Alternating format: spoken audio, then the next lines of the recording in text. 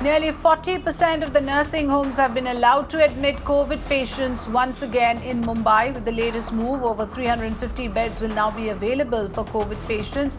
Remember, BMC last month had barred 72 smaller nursing homes in the city to admit any COVID patients due to the high death rate coming from these hospitals. But starting today, 27 smaller nursing homes out of the 72 have been given a nod where 80% of the beds will be reserved for COVID patients. Disha Shah joining us with more on this. So Disha, this is new information that we are revealing to our viewers at this point about nursing homes, some of them being allowed to take in COVID patients, a rule that has been changed again.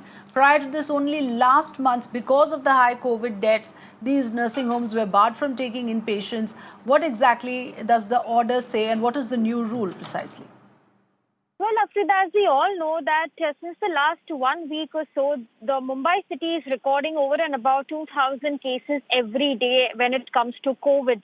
And considering, of course, with increased number of cases, there is a huge demand of ICU beds in the city, which is really at shortage right now. So what the BMC has done is the fact that out of 72 smaller nursing homes which were barred last month to not really admit COVID patients, they have now allowed at least 27 smaller nursing homes with 100 to 150 bed capacity to once again start admitting COVID patients. With this, of course, there will be 350 ICU beds available. So this is the biggest, of course, development coming in here because there's a huge shortage of ICU in the city of Mumbai. Of course, with this 27 hospitals being operational, once again, 1,500 beds will be available, including oxygen, ventilator, and general beds for that matter. So it will, of course, open up more beds for the patients who need treatment.